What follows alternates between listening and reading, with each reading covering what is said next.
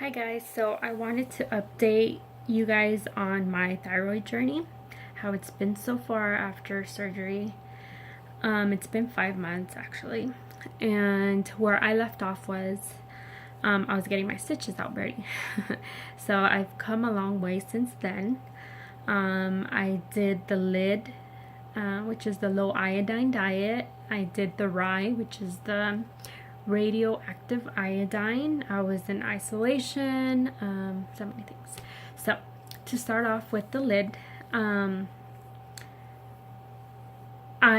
did it for 3 weeks, not 2. The first 4 days were not so good. I had a migraine for 4 days straight. I think my body just needed to adjust to the eating change and also not being able to drink coffee. I drink coffee every morning with coffee creamer. I can't have my coffee without coffee creamer, and coffee creamer is not allowed on the list. So maybe it was that caffeine withdrawals. After that, I would say that the lid was not that bad. I found things that I really enjoyed eating, and I just kept eating the same thing for the rest of my lid days. So it was pretty good, in my opinion.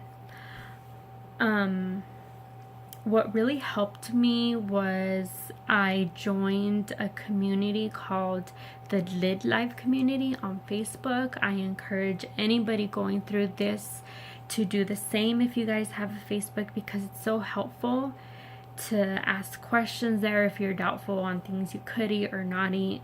The list that the doctor gives you is not, it's specific, but not to the very detail. So being in that community really helps. Also, they have a link to a PDF that you can download where it has so many recipes, from soups, salads, breads, desserts, breakfast ideas, so many things that you can get ideas on what you can eat on lid. They also have this page that you can go to where you can see pictures of things that are allowed, like Lay's potato chips, Oreos. I didn't know any of that stuff. If I wouldn't have known any of that stuff if it wasn't for being in that community. So I encourage anyone to check that out.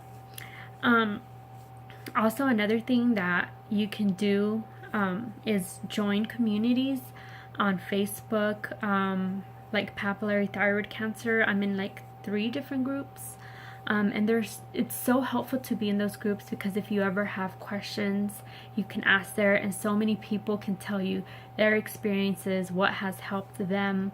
Or you can just scroll down and you'll be surprised to find someone going through the same thing you're going through, and then you can just read through the comments, and that very much helps you. So I encourage you guys to do that if you guys have Facebook. Okay, so after the 2 weeks of lid, I went in on a Monday for my first thyroid shot. Before they gave it to me, they did do a pregnancy test, which took some time to do. So I was there for quite a while. I got my thyroid shot. It didn't really hurt. I went home and I had no symptoms. Some people say they do have symptoms. I personally did not. The second day, Tuesday, I went again for another thyroid shot. Again, went smoothly, and went home without any symptoms. The thyroid shot is given to you so that you won't be off your levothyroxine, or the medicine that you're taking. So I was able to continue to take my medicine before taking my radioactive iodine, right? So Wednesday, I went in to take the rye, which they had packed it in like a vault kind of thing. And then it was in a smaller little container, which the nurse and the doctor did not touch. They just poured it out to me in my hand. And I can't swallow pills. The pill was not like huge, but it wasn't small either. It was, yeah, not that big, not that small, but I can never swallow any type of pill, so I asked for something. They gave me crackers. Took me a while to swallow it, but I did, and after that I was free to go home.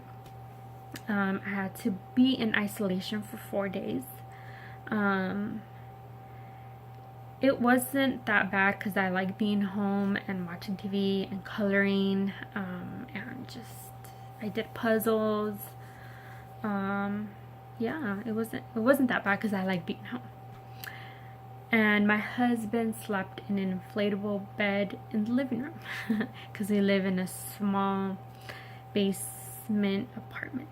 So he stayed out there with the kitties. I couldn't be near the kitties either for those 4 days.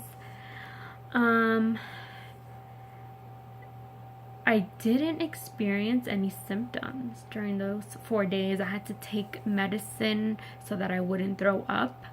Which I just took for 1 day, I believe. I never even had the sensation that I had to throw up, so I was grateful for that.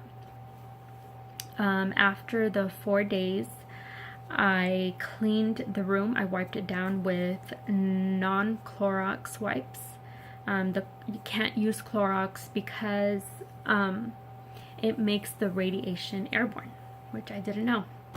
And being on the Lid Life community, allowed me to realize that. So I wiped things down with non-Clorox wipes, everything that I had touched.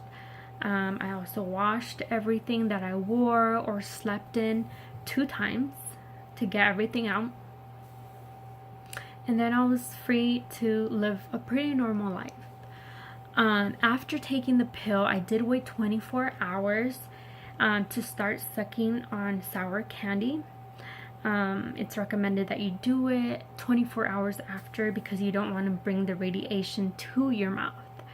So wait 24 hours, and I did so. My taste did not change until I would say 3 weeks after I took the pill. I noticed that I was not tasting things the same way. My taste wasn't completely gone.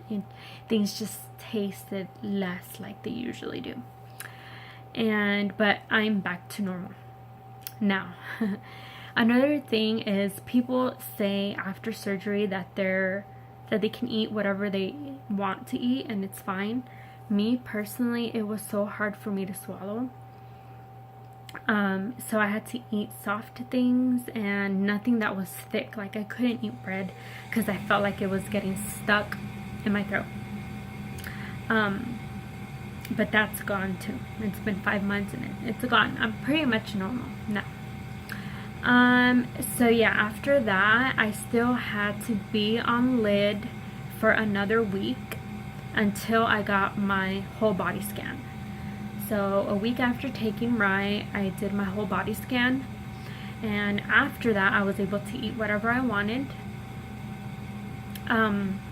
I never got the results back. I don't know what's up with my doctor. They never give me like details of what my results are or numbers, so I don't even know anything about it. I should probably request so I would know, but I haven't yet. A month and a half or 2 months after I took Rye and did the whole body scan, they sent me to get blood work done.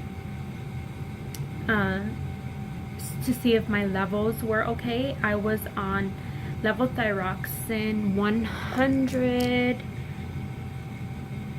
mcg, and when the results came back, they found that my levels were a bit high, so they brought it down to 88 mcg. So now I'm taking 88 mcg. The change was horrible. It was bad. I had weight gain. I had, my hair was falling off. I couldn't sleep at night. So many other things. I think my body needed to adjust to the new level, or I don't know what it's called.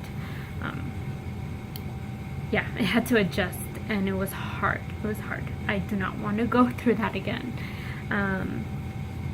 There's specific details that I don't want to share on camera, but it was bad. If you guys want to know, I can probably write them down in the comments. But yeah, now I'm used to it. I'm used to the new dose that I'm taking. They also told me that I didn't need to take calcium anymore, which I think is not good. I continue to take my calcium because my arms and my legs fall asleep really easily, and sometimes it just feels really bad, and I should be more consistent in taking my calcium. I'm not, but they told me I didn't have to, which I do not understand. Either way, I take it when I remember. So yeah. Let me see what else. I did not get my period for more than 2 weeks, a little over 2 weeks. I thought I was pregnant, but I took 2 pregnancy tests 2 weeks apart, and they both came out negative. But there was obviously still a possibility that I was pregnant. People were saying on the community that it's happened before where the pregnancy hormone is not there enough so that the test can come out positive. But I ended up getting a really bad, horrible, painful period, and the time is telling me that my time is running out. I got a bad period, but anyway, so I'm not pregnant. Me and my husband hope to be pregnant soon, but that's another video. Anyway, my time is almost up, so thank you for watching, and ask questions, and I'm gonna try to start making more videos.